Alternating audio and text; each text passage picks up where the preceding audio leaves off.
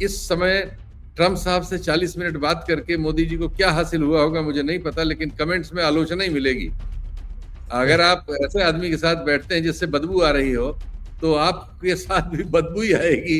इस समय ट्रम्प को छूने का मतलब कोई खुशबू नहीं आनी है। कीमत देश की जनता चुका रही है, उनको तो क्या फर्क है। उनका जहाज 8,500 9,000 करोड़ का था, वही है। उनकी कार मैकबे ही है।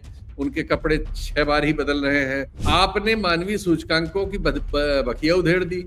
आपने आबादी का विस्फोट कर दिया और मजदूर पैदा करने में आप सिर्फ मजदूर पैदा कर रहे हैं और अव्यवस्था पैदा कर रहे हैं। उसके लिए आपको इनाम मिलना चाहिए।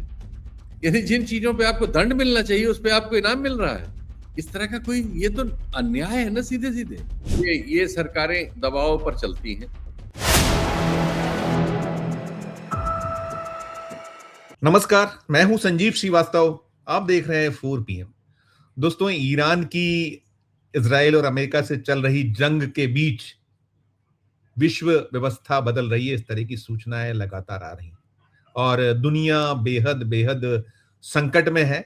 हल कुछ निकलता नजर आ नहीं रहा और दुनिया भर के जो देश हैं वो अपने मुल्क के बारे में सोच रहे हैं, अपनी जनता, अपने आवाम को लेकर कुछ न कुछ ऐसा करने की कोशिश कर रहे हैं जिससे कि उन्हें राहत मिल सके। लेकिन हम भारत को यदि इस दिशा में उठाएं लें जहां से हम आते हैं, उस संदर्भ को टटोलें, तो दिखने में आता है, देखने में आता है कि हमारी जो हुकूमत है, हमारे जो हुक्मरान हैं, उनकी चिंताएं बहुत नजर आती नहीं। अगर ये वो कर रहे हैं तो वो बताते नहीं है कि वो आखिर कर क्या रहे हैं। और जो संकट है वो तो दुनिया के सामने है ही और हम जो भारतवासी उनके समक्ष भी निरंतर बढ़ रहे हैं, आ रहे हैं, हम उसे भोग रहे हैं। और जो जैसा मैं कह रहा था कि हमारे जो महामानव हैं, हमारे जो नॉन बायोलॉजिकल मैन अपने आप को कहने वाले प्रधानमंत्री जी हैं, उनकी सरकार है, उनके जो सहयोगी हैं, उनकी उधेड़बुन अलग दिशा में है। वो तो जो 2047 का भारत है अभी उसी पर फोकस किए हुए हैं और उस फोकस के लिए जो तमाम उठापटक किस तरीके से देश का ध्यान बांटा जाए, किया जाए और कैसे ये जो संकट है वो संकट अलग अलग कहीं उसको बांट कर दिखाया जाए, वो उस दिशा में उस उधेड़बुन में जुटे लगे नजर। और अभी जो सबसे खास मसला है, जो परिसीमन, जो हमारी लोकसभा की सीटें हैं, 850 सीटें कर देने वाला मसला मामला है। 3 दिन का विशेष सत्र कल से शुरू हो रहा है, 3 दिन चलने वाला है वो, और 3 अलग अलग बिल आ रहे हैं और बड़ा उसे लेकर कहीं चिंताएं हैं, क्योंकि जिस तरह की एक जिस तरह का ड्राफ्ट सामने आया उसमें साफ तौर पर हो रहा है कि जो हिंदी भाषी राज्य है, उत्तर जो क्षेत्र है, वहां 200 नई सीटें इसके तहत करने की उधेड़बुन है। और दक्षिण जो है, दक्षिण 63-65 पे सिमट रहा है और एक असंतुलन की ओर बढ़ रहा है। और उत्तर दक्षिण के बीच जो है कहीं शमशीरें खिंचती दिख रही हैं और दक्षिण ने ऐलान कर दिया है। जो स्थिति है, परिस्थितियां हैं, हाल है, जो आ रहा है जो संसद का विशेष सत्र है जिसमें ये बिल लाए जा रहे हैं, इस पर और कुछ और भी मसले मुद्दे हैं। बिहार भी है, बिहार के अलावा जो अभी जंग की स्थिति बनी हुई है, जहां जो डोनाल्ड ट्रंप बार बार अलग अलग बयानबाजी करते हैं, इन्हीं सब पर बातचीत करने के लिए चलेंगे एक बेहद बेहद खास मेहमान के पास। सबसे पहले उन्हें जोड़ता हूं। जुड़ गए हमसे शीतल पी सिंह साहब। शीतल सर, बहुत बहुत स्वागत, आपने हमें वक्त दिया। और मैं सीधे यही जानना चाहूंगा कि 850 सीटें लोकसभा की, बिना विमर्श, बिना किसी को विश्वास में लिए, सीधे ये जो है, और कहीं जो उत्तर से जिस तरीके से सीटें बढ़ने का एक सिलसिला नजर आ रहा है, उसमें 200 के लगभग सीटें, और दक्षिण से जो शिकायत है, दक्षिण से जो आवाज उठ रही है कि ये जो है बहुत अनुचित होगा और एक असंतुलन पैदा करेगा और एक पूरे का पूरे आंदोलन की तैयारी भी हो रही है। तो देश का विभाजन कुछ नया किस और ले जा रहे हैं मोदी जी? देश को बहुत सारे गम है जमाने में भी, भारत को बहुत सारी चीजें करना, लेकिन ये इस राग को इतना जबरदस्त क्यों? यही जो शुरुआत। देखिए, मोदी जी के साथ ये है कि उनको जो उन्होंने चाहा वो करने में सफलताएं मिल रही हैं। 1-2 मामलों में उनको कठिनाइयां हुई, जैसे किसान आंदोलन वाले मामले में उनको वापस लेना पड़ा। 1-2 और चीजों में ऐसा हुआ, लेकिन ज्यादातर मामलों, जैसे वो एक बार जमीनों को लेने के सिलसिले में जो सरकार में आते ही अगले साल वो लेके आए थे, उसमें भी उन्हें विड्रॉ करना पड़ा था। बाकी मामले वो जो चाह रहे हैं वो करा लेते हैं। तो इसलिए उनकी इस तरह की समझ उनमें बढ़ना स्वाभाविक है, और उनके पीछे जो संगठन है आरएसएस नाम का, वो सब लोगों का एक संवेद इस तरह की अप्रोच है कि एक लंबे समय तक कैसे इस देश में राज वो कर सकें, इसकी व्यवस्था बनाने के लिए वो इस तरह के चीजें करते जा रहे हैं धीरे धीरे। ऐसा ज्यादातर तानाशाहियों में लोगों ने किया है। हंगरी में अभी अभी देखिए हारे हैं ओरबान साहब, उन्होंने भी लगभग ये सब कर लिया था, मीडिया कंट्रोल कर लिया था, कानून कायदे बदल लिए थे, चुनाव आयोग में वो सब कर लिया था, एजेंसीज का बेजा इस्तेमाल करते थे, एक लोकल शत्रु पैदा कर लिया था। ये सब चीजें मिलती जुलती सी हैं। दक्षिणपंथी जहां भी दुनिया में ये सब करते हैं, बहुत सारी चीजें उसमें कॉमन होती हैं। भारत में सिर्फ एक चीज उसमें से भिन्न है कि इस तरह का ऑर्गेनाइजेशन आरएसएस की तरह का इतना विशाल किसी और के पास नहीं था, जो और समर्थ हो गया है सत्ता में आने के बाद। दूसरे, हमारे यहाँ जो जाति के आधार पर विभाजन है, वो अपने आप में एक इससे भी बड़ा संगठन है, वो आरएसएस का भी बाप है। और उसमें जो हजारों साल से जो प्रभुत्वशाली जातियां थी, क्योंकि वो इस दौर में उसमें पर्टिकुलरली नॉर्थ इंडिया में और वैसे तो ऑल इंडिया में इस तरह से संगठित होके इस डिस्पेंसेशन के साथ जुड़ गई हैं। और चूंकि लगभग हर जगह उनका प्रभुत्व है, चाहे मीडिया हो, चाहे जुडिशरी हो, चाहे ब्यूरोक्रेसी हो, एजुकेशन हो, तो इससे सबसे क्या हो रहा है कि उनको ये सब करने में सुविधा हो रही है, क्योंकि वो कोर्ट जाते हैं तो वहां से उनको सुविधा हो जा रही है। जो एजेंसीज हैं, जो स्वायत्त हमारे यहाँ संस्थान है, उन्होंने अपनी स्वायत्तता त्याग के सरेंडर कर दिया है। तो कुल मिला जुला के जो परिस्थिति है वो इस तरह के तानाशाहियों के अनुकूल हो गई है। इसलिए ये जो मन में आए सो सोच रहे हैं। ये जो डिलिमिटेशन की चीज 71 से 76 के बीच हुई थी, उसके मतलब अंदर आधार ही यही था कि जो लोग आबादी को नियंत्रित करने का काम करेंगे उनके साथ अन्याय नहीं होगा इस बात पर कि उनकी संख्या कम है या ज्यादा है। लेकिन अब वही उनके लिए अभिशाप हो गया। यानी उन्होंने इस देश में अपनी अर्थव्यवस्था बेहतर की, समाज व्यवस्था बेहतर की, आबादी पर कंट्रोल रखा, और जिन्होंने इन सब चीजों में नहीं कुछ किया और जो एकदम आवारा रहे जिसे कहा जाए, जिन्होंने देश की समस्याएं बढ़ाई ज्यादा लोगों को पैदा करके और विकास और अन्य चीजों में बिल्कुल फसड रहे, उनको इनाम मिलने जा रहा है, क्योंकि उनकी संख्या को गिन के राजनीति में फायदा उठाया जा रहा है। अब तो बिहार में भी चूंकि बीजेपी का मुख्यमंत्री हो गया, तो एक तरह से उत्तर भारत पूरा मध्य और उत्तर भारत पूरी तरह से बीजेपी के कब्जे में है। इन्हीं जगहों में सीटें बढ़ने वाली हैं, और सिर्फ उत्तर प्रदेश बिहार की सीटें डिलिमिटेशन अगर जिस तरह से सोचा जा रहा है उस तरह से लागू होता है, तो वो पूरे दक्षिण भारत की सीटों से भी 70-80 सीट ज्यादा होंगी।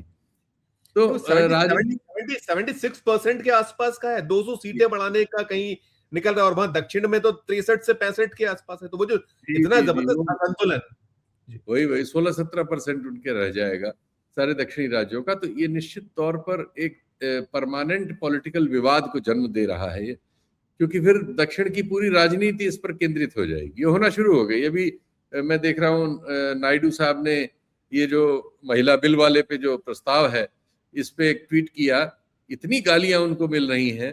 पूरा दक्षिण जो है उनको मतलब पता नहीं वो क्या सोच के किन लाभ, इस समय तो समझना मुश्किल है कि राजनीति में लोग किस तरह के लाभ की वजह से ये सब करते हैं।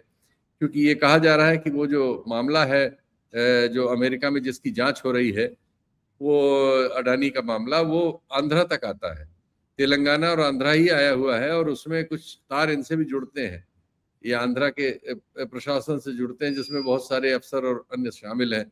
वो सब दबाने उबाने का भी मामला रहता है। हर जगह तो यही हो गया है कि जो भी राजनीति में है वो सब एक तो खरबपति लोग ही राजनीति में हैं। हमारे 86% MP करोड़पति हैं, 14% में आदिवासी और दलित आ जाते हैं, क्योंकि रिजर्वेशन है इसलिए कुछ गरीब भी आ जाते हैं। वरना हमारा मतलब अब पूरा स्पेक्ट्रम, अब कोई साधारण आदमी चुनाव नहीं लड़ता। इस देश में जो दुनिया के सबसे गरीब आबादी वाला देश है, जिसकी संख्या गरीबों की सबसे ज्यादा हमारे यहाँ, उस देश में राजनीति में सबसे अमीर लोग रहते हैं, और सिर्फ अमीर ही रहते हैं। संसद में, लोकसभा में अब गरीब कोई जा ही नहीं सकता। कैसे जा सकता है? एक चुनाव 20-25 करोड़ 50 करोड़ का हो गया है, और उसमें भी घुड़दौड़ रहती है कई जगह, तो उससे भी ज्यादा वाले लोग हैं।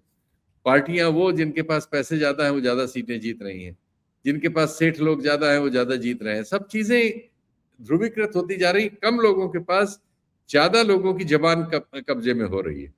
तो ये जो फैसला है ये तो पूरी तरह से उसी दिशा में आगे बढ़ जाएगा, और निश्चित तौर पर ये देश में एक नए विवाद को, जिसका हमें पता नहीं कि वो बंटवारे में हम इन शब्दों का इस्तेमाल न करें तो अच्छा है, क्योंकि ये सुन के वो होता है, कोफ्त होती है, लेकिन हम ऐसे फैसले कर रहे हैं कि इन शब्दों को हम छुपा भी नहीं पाएंगे। तो ये बहुत ही खराब परिस्थिति को हम खुद ही जन्म दे रहे हैं। अब क्या कहा जाए, क्योंकि ये नॉर्थ इंडिया के तो आदमी सोचेगा चलो हमारी तो सीट बढ़ रही है, हमारी ताकत बढ़ रही है, और जाके वहां मजदूरी करता है वो दक्षिण में। तो ये जो होगा, एमके स्टालिन वाला तो आ ही गया है, उन्होंने कह दिया है कि वो जो है तो फिर हर घर से निकलेगा। फिर जो रेवंत रेड्डी ने एक पत्र भी लिखा हुआ है, वो चाहे स्टालिन हो, चंद्रबाबू नायडू हो, सिद्धारमैया हो, पिनराई विजयन हो या एन रंगास्वामी हो, कि एकजुट हो जाइए। तो ये अब हम मजबूर है ना कि ये तो फिर वही स्थितियां पैदा करने की ओर जा रहे हैं, शायद 1960s वाले दौर की। शायद एग्जैक्टली वही करने जा रहे हैं, एग्जैक्टली वही करने जा रहे हैं। अब ये क्यों कर रहे हैं, अब वो तो क्यों कर रहे हैं उसकी समझ में आता है। उनको ये है कि इस समय उनका सब चीजों पर नियंत्रण है, जिन चीजों पर नहीं था उन पे भी हो गया है। जिनको स्वतंत्र रहना था उन्होंने हथियार डाल दिए हैं, जिनको लोकतंत्र बचाना था वो उनके बुलडॉग में बदल गए हैं। तो ऐसे में कोई भी सत्तावान जो है इस तरह की भ्रांतियों में जा सकता है। तो अभी अगर ये लोग जा रहे हैं तो उसकी पूरी वजह मौजूद हो गई है हमारे देश में। जी, ये आधार ठीक लगता है, इसमें कोई और रास्ता नहीं हो सकता है कि जिस तरीके से आप कर रहे हैं। ठीक है, होना चाहिए कि 1971 में हुआ था, लेकिन जो उसके पैरामीटर्स है उस पे तो कहीं कुछ, जो बार बार कहा जा रहा है कि एक आप सर्वदलीय बैठक बुलाइए, विमर्श करिए, कहीं कुछ नहीं है। और 2/3 जो मेजोरिटी की बात है, आप कैसे फिर इसको, क्या सीन बनने वाला है? क्योंकि कह दिया कांग्रेस ने हम तो इसको जो है विरोध करेंगे। सोनिया जी की वो जो आलेख था हिंदू में 2 दिन पहले, कहीं कोई आपत्ति है, कहीं कोई किसी चीज पे माननी नहीं है। तो इस पे एक सर कैसे इसको, नहीं, वो चाहेंगे कि इस पे विरोध करें। जो लोग विरोध करेंगे उनको उत्तर भारत के राज्यों में वो कहेंगे हम तो परिसीमन कर रहे थे, आपको नुकसान, देखो इन्होंने आपके साथ धोखा किया। वो ये अजीब पार्टी है ना, ये दक्षिण भारत में दूसरी बात करेगी, उत्तर भारत में दूसरी बात करेगी, बंगाल में तीसरी बात करेगी, कहीं चौथी बात करेगी। तो जो लोग इसके खिलाफ, अभी तो बहुत सी रीजनल पार्टियों का स्वर नहीं आया है, तो ये लोग क्या करेंगे क्या नहीं करेंगे, ये अलग लोग हैं। और हमारे यहाँ एक अजीब परंपरा है, कोई राजनीतिक धारा है नहीं, बिक जाते हैं लोग, कोई एब्सेंट हो जाएगा, कोई कुछ करेगा, इस तरह की बहुत सारी चीजें हैं। उनका अपना कैलकुलेशन होगा, और न भी हो तो वो तो चुनाव में बेचने के लिए उनके पास एक बहुत बड़ी चीज हो ही जाएगी, तो वो करेंगे। अब देखते हैं, अभी तो वो वादे कर रहे हैं कि नहीं हम ऐसा नहीं करेंगे, वैसा करेंगे, वैसा नहीं करेंगे, ऐसा करेंगे। बात किसी से कर नहीं रहे हैं तो किसी को पता नहीं कैसा करेंगे। तो अब इसका उसका ड्राफ्ट जो है, ड्राफ्ट तो डरा रहा है अभी। वो तो ड्राफ्ट तो वही है जो समझा जा रहा है। ड्राफ्ट के आधार पर तो आदमी वही समझ रहा है जो हम आप बात कर रहे हैं, उससे अलग नहीं। और हमसे ज्यादा वो लोग समझ रहे हैं जो प्रभावित होने वाले हैं। और उनको भाई इस बात का आप दंड कैसे दे सकते हैं? उन्होंने इस देश में मानवीय सूचकांकों में अपने राज्य को आपके राज्य से बेहतर रखा। आपने मानवीय सूचकांकों की बखिया उधेड़ दी, आपने आबादी का विस्फोट कर दिया, और मजदूर पैदा करने में आप सिर्फ मजदूर पैदा कर रहे हैं और अव्यवस्था पैदा कर रहे हैं। उसके लिए आपको इनाम मिलना चाहिए, यानी जिन चीजों पे आपको दंड मिलना चाहिए उस पे आपको इनाम मिल रहा है। इस तरह का कोई, ये तो अन्याय है ना सीधे सीधे। तो अन्याय के खिलाफ तो फिर प्रतिकार होगा। और जो परिसीमन आयोग जो निकल कर आ रहा है, उसकी शक्ल भी वही है जो बार बार कहा जाता है। जो इलेक्शन कमीशन ऑफ इंडिया है वो मोदी जी का परिसीमन आयोग होगा। उसमें ये भी है कि सुप्रीम कोर्ट में मतलब अपील आप कर नहीं पाएंगे, जो फैसला होगा उसका अंतिम होगा। तो ये सब तो बिल्कुल डिक्टेटरशिप वाली स्थिति लगभग वही है कि जो है वो आप जो कह रहे हैं उसी से मैं, वो हर चीज को वहीं ले जा रहे हैं। और कोर्ट्स वगैरह ने जो सरेंडर कर दिया है, अभी देखिए इतना बड़ा पाप होने जा रहा है कि बंगाल में कई लाख लोग जो है उनको डिसाइड किए बिना आप चुनाव करा रहे हैं। और हाँ, सुप्रीम कोर्ट ने भी हाथ खड़े कर दिए हैं। ये क्या है? सबसे बुरा तो ये हो रहा है ना कि जिनको कानून की व्याख्या करनी है, जिनको संविधान की रक्षा करनी है, वो हाथ खड़े कर देते हैं, कमेंट करते हैं ऑर्डर में कुछ है ही नहीं। तो जब ऑर्डर के दम नहीं रहेंगे, खत्म हो गया मामला, सब बहुत खराब हो गया है। अब ये कब तक कितना खराब होना है, हम लोग तो इस पे बात कर रहे हैं कि हर बार ये और कितना खराब होगा। हर चीज हमारी खराब तो हो गई है, अब और कितना खराब होगी इसकी हमें बात करनी पड़ रही जी। इसमें कुछ कुछ रास्ते देखते हैं, इसमें कुछ निकल सकता था शायद, है ऐसी, ऐसा तो नहीं कि ना निकल पाए। ये जो असंतुलन की स्थिति है और जो बहुत एक वैमनस्यता बढ़ाने वाली स्थिति, इसमें कुछ निकलने की संभावना है तो, लेकिन जब तक बैठेंगे तब निकलेगा नहीं शायद, सुनेंगे नहीं आप। ये सरकारें दबाव पर चलती हैं। किसान आए, 1 साल बैठे, जब उनको लगा चुनाव में हरा सकते हैं तो फिर उन्होंने मान लिया उनकी बात। दक्षिण के राज्यों के जो अभी बयान आए हैं, अगर इसमें वो राजनीतिक रूप से उनकी जनता संगठित होकर कुछ करेगी, इनको लगेगा कि इससे नुकसान हो सकता है, वो नुकसान हो सकता है, कुछ राजनीतिक नुकसान समझ में आएगा, तब ये सुनते हैं, वरना नहीं सुनते। वरना ये सोचते हैं कि ठोक पीट के अपना कर लेंगे, हम खरीद के कर लेंगे, तोड़। अब देखिए नायडू साहब तो मैं उन्हीं की अंतरात्मा में बात कर रहा था कि उन्होंने जितना टोल हो रहे हैं, नायडू साहब की अंतरात्मा तो आपको मार्केट में मिल रही है इस समय, सब लिख रहे हैं कि बिक गया बिक गया बिक गया। तो इस तरह से बिकी हुई बहुत सी आत्माएं डोल रही हैं। तो जब तक वो रहेंगी तब तक इनका विश्वास ये रहेगा कि क्या जरूरत है, लेकिन जब जिसको तकलीफ है अगर वो चीखेगा तो शायद उनको जरूरत समझ में आ जाए।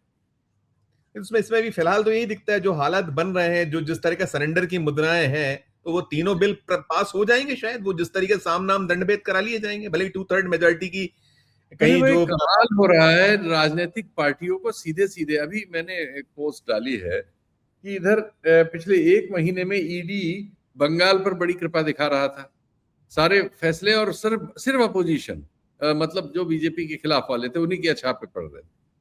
कल राघव चड्ढा को इधर हटाया है आम आदमी पार्टी ने, पंजाब पहुंच गया, ईडी पंजाब। हाँ, मित्तल को जिसको बनाया उसके यहाँ छापे पड़ रहे हैं। ये क्या, ये तो ओपन, अब कोई चीज शर्म वरम कुछ नहीं है, कोई लॉजिक नहीं, कोई कुछ नहीं, खुलेआम है कि ऐसा करोगे तो हम ऐसा कर देंगे, और इसको कहीं कोई कानूनन सुनने वाला नहीं। सबसे बड़ी बात ये हो रही है, हमारी समस्याएं इसीलिए विस्फोट करेंगी, जैसे अभी नोएडा में हो रहा है, मजदूर इलाकों में हो रहा है, इधर उधर हो रहा है, ये हमारे विस्फोट आएंगे अब, क्योंकि आप सुन नहीं रहे हैं, और आप न सुनने से जो वातावरण पैदा कर रहे हैं, वो फिर जब सुनवाई नहीं होती तो वो इधर उधर गलत तरीके से प्रस्फुटित होते हैं। तो ये जो रास्ता है, ये संभव जो लोग सत्ता में उनको लग रहा है यही सबसे सही रास्ता है। मैं सर एक उसका मुंह नहीं छोड़ पाऊंगा, जो ईरान वर्सेस इजराइल अमेरिका है, और फिर आया है ट्रम्प साहब तो कह रहे हैं कि 2 दिन में कुछ वार्ता पुनः हो सकती है। इजराइल ने फिर लेबनान पे फिर दागा है, वो है। और हमारे जो नॉन बायोलॉजिकल मैन है, उन्होंने कल बताया 40 मिनट 45 मिनट बात हुई है। क्या हुई है ये तो हमारे पास उसका कोई इनपुट नहीं आता है। तो वो जो है सर, उससे जो सीन बन रहा है, वहां लग तो यही रहा है कि बात अभी बनने की संभावना नहीं है, और जिस तरीके तेल कच्चा जो जा रहा है ऊपर, तो इन दिशाओं में ना सोच के तो हम अभी और क्या, भारत को क्या क्या भोगना होगा, उस दिशा में थोड़ा सा एक टिप्पणी, और मैं बिहार पे खत्म करूंगा एक अंतिम सवाल। 40 मिनट बात हुई, और वही आपने जो कहा 4 लाइन निकल के नहीं है, क्या बात हुई। तो ऐसे ही होता रहेगा, लेकिन हमारा देश ब्लीड कर रहा है इस समस्या से, और इस पे बात करनी पड़ेगी। अमेरिका को झुकना पड़ेगा, अमेरिका ही झुक रहा है, झुका। पहले भी बात अमेरिका की पहल पे हुई थी, आप देखिएगा 2-3 दिन में सही में बात फिर हो रही होगी, या जो अफसरों वगैरह के लेवल पे बात चल रही है कुछ लेवल पे, वो कोई एक बयान आ जाएगा कि हो रही है, फिर हो रही है, और कोई रास्ता नहीं। अब तो चीन और रूस ने अपना स्टैंड ले ही लिया है। चीन वहां से अपना जहाज निकाल के लाया, तेल लाया, कड़े बयान भी दे दिए। तो अगर वो लोग उतर जाते हैं तो मुझे नहीं लगता कि ट्रम्प साहब अभी इससे आगे की हिम्मत करेंगे, यानी एक तृतीय विश्व युद्ध में जाने की हिम्मत करेंगे, और आप लड़ भी नहीं पाएंगे। वो अभी तो सिर्फ ईरान से 2 पहलवान लड़ रहे हैं, और ईरान वही है जो वहां था, बल्कि ईरान होर्मुज में और आके बैठ गया है, और लाल सागर में धमकी दे रहा है कि अगर बात बढ़ी तो अगला चौक हम लाल सागर में करेंगे। तो ये तो ईरान है, और अगर चीन और रूस उतर आए तो फिर जो होगा वो आपके हमारे सामने होगा। और पश्चिम ने इनको, यूरोप ने साथ छोड़ दिया है, लगभग सभी ने, जो 2-4 साथ हो सकते थे उसमें से ओरबान चुनाव हार गए हैं, और इजराइल के साथ तमाम रिश्ते यूरोप तोड़ रहा है। जापान और कोरिया भी बहुत परेशान है। कोरिया के शासक ने तो रंग बदल लिया, उनके प्रेसिडेंट ने तो इजराइल की आलोचना कर दी। जापान की शासिका जो है वो थोड़ा सा ज्यादा राइट विंगर थी, वो कुछ बोली थी तो उनका सारा विपक्ष उनके खिलाफ सड़कों पर उतर आया है। तो मतलब इस समय ट्रम्प साहब दुनिया में सबसे अलोकप्रिय व्यक्तित्वों में से एक है, और मतलब मोदी जी वैसे कहा जाता है बहुत ही मतलब वो वाले हैं, जिनको ये सब कम्युनिकेशन की बड़ी समझ है। लेकिन इस समय ट्रम्प साहब से 40 मिनट बात करके मोदी जी को क्या हासिल हुआ होगा मुझे नहीं पता, लेकिन कमेंट्स में आलोचना ही मिलेगी।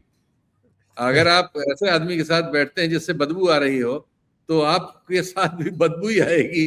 इस समय ट्रम्प को छूने का मतलब कोई खुशबू नहीं आनी है। एक परास्त बड़बोला व्यक्ति जो अपने देश में अलोकप्रिय हो गया है, दुनिया के समाजों में अलोकप्रिय हो गया, अपने दोस्त खो चुका है, युद्ध लड़ने आया था उसमें अपमानित पराजित है, और उसके सारे अड्डे जो है गल्फ कंट्रीज में जो थे वो सब खतरे में पड़ गए हैं, बहुत सारे उड़ गए हैं, और भविष्य में उसको जो जहां था वहां से नीचे ही जाना है। तो ऐसे आदमी के साथ आप 40 मिनट बात करें या 400 मिनट बात करें, ये बताता है कि आपकी क्या हालत है। और 4 लाइन आप बता नहीं सकते कि बात क्या हुई, क्योंकि कोई बात हुई ही नहीं है, बात हवा ही हुई होगी 40 मिनट जो भी हुई होगी। तो क्योंकि आप जिस पाले में बैठ गए, तो हमारे वाले ट्रम्प भी उसी पाले में गए हैं ना।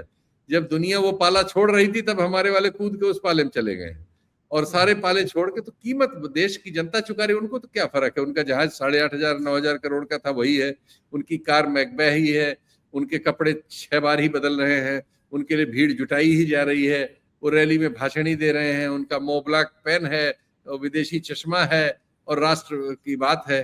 तो वो तो उनका तो काम सब चल ही रहा है, वो जहां चाहेंगे वहां घूमेंगे, जिस उद्योगपति को चाहेंगे उसको फेवर कर देंगे।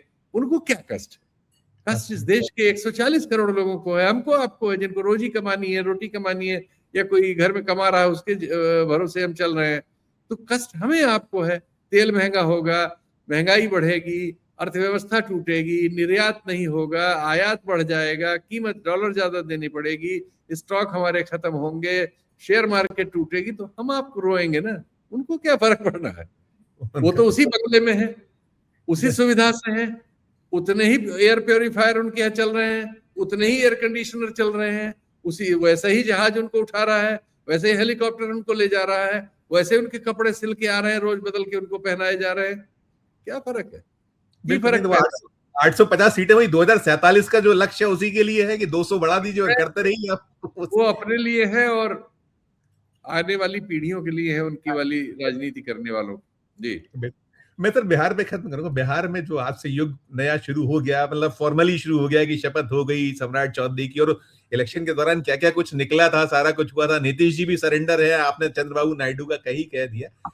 सर जो वहां एक बड़ी बात रही कि मोदी और शाह का नहीं जाना, ये भी एक चर्चा का विषय है। उसमें कई अलग अलग कारण है कि वहां सादगी बताना था, नाराजगी प्रकट नहीं होने देना था। लेकिन अब बिहार किस दिशा की ओर बढ़ता नजर आएगा? जो नीतीश का सुशासन था, वो सुशासन और सब कैसे? मोदी और शाह इस समय बहुत सारे कामों में व्यस्त हैं। बंगाल जीतने के लिए वो जी जान लगाए हुए हैं, वहां चीजों को देख रहे हैं। आपको बताया गया कि आम आदमी पार्टी भी उनको पंजाब संभालना है, वहां हमला करना था। अब मतलब बहुत सारी डिलिमिटेशन वाला पूरा प्रोसेस, इसकी मॉनिटरिंग चल रही होगी, इसमें क्या क्या तिकड़म है। उनके पास अपने काम के लिए बहुत ज्यादा काम है। तो बिहार में उनकी मतलब बिहार में जो चाहते थे वो चीजें ऑलरेडी हो चुकी हैं। उनका आदमी यस मैन वहां कुर्सी पर है। अब वहां अल्पसंख्यकों वगैरह पर हमलों की बाढ़ आना शुरू होगी, उटपटांग चीजें होने लगेंगी। वहां कुछ मुसलमानों से संबंधित प्रतीकों पर बयान आने लगेंगे। पहली बार नारे लगे वहां जय श्री राम, और जब वो जय श्री राम शुरू हो जाएगा, और इधर उधर कहीं बुलडोजर, कहीं ये सब चीजें शुरू होंगी, इन्हीं पे खबरें हो जाएंगी। मीडिया को जो पहले से ही वहां जाति की वजह से वेपनाइज है, और कुत्ता में बदल दिया जाएगा और काटने लगेगा जनता को। तो ये सब काम, वो तो एक परमानेंट उनका एक फीचर है, वो करने वाले लोग अपना काम कर रहे हैं। आरएसएस वहां पहुंच गया। अब वहां जो ये पिछड़ी जातियों की पार्टियां थी, अब इनके लिए एक मतलब इनके गुजरने के दिन है। जो भी उनसे चिपका है, अब तक तो यही अतीत है कि जितनी पार्टियां उनके साथ चिपकी धीरे धीरे सब नष्ट हो गई। तो अब एक और पार्टी उनके साथ अपनी शव यात्रा के लिए स्वयं फूल सजा के बैठ गई है, और उसने उन्हीं को डोम नियुक्त कर लिया है अपने शव यात्रा के लिए। बहुत खूबसूरत, बिल्कुल बहुत खूबसूरत बात है कि डोम नियुक्त कर लिया है। और ओवरऑल हम तो देख ही रहे हैं, देश जिस दिशा में बढ़ रहा है, हमारी भी संकट ही संकट है। बहुत शुक्रिया अदा करूंगा सर, खासकर परिसीमन पे आपसे समझना था। आभार आपका, धन्यवाद समय देने। तो हम आप एक ही बात समझ रहे हैं, अब लोग समझे तब है। Thank you sir, thank you sir. तो आप सुन रहे थे शीतल पी सिंह साहब को, और हम परिसीमन पर बात कर रहे थे। वो बता रहे हैं कि लक्ष्य क्या है मोदी जी के, उनकी सरकार के, और जो उन्होंने बहुत स्पष्ट तौर पर कहा कि जनता से जो जुड़े मसले हैं, मामले हैं। आप 40 मिनट ट्रम्प से बात करिए, लेकिन जो हमारी दिक्कतें हैं, सॉल्यूशन क्या है, जनता को क्या आप दे रहे हैं, और इसी सब खेल में लगे रहिए। और 2047 का भारत स्वयं की जो यात्रा है उसको बढ़ाते रहिए, दल की यात्रा को बढ़ाते रहिए, और देश जो जहां खड़ा है वो पीछे पीछे जाए, इससे कोई बहुत फर्क नहीं पड़ता। यही सारी चर्चा का सार है। आपने सुना, आपकी अपनी जो राय हो, आपकी अपनी जो टिप्पणी हो, इस वीडियो के कमेंट बॉक्स में जाकर जरूर राय प्रकट कीजिए, टिप्पणी कीजिए। और चर्चा अच्छी लगी हो तो चैनल को लाइक कीजिए, सब्सक्राइब कीजिए, ज्वाइन का बटन दबाइएगा तो हमारी हौसला अफजाई होगी। प्यार उसने देखते रहिए 4 PM। धन्यवाद, नमस्कार।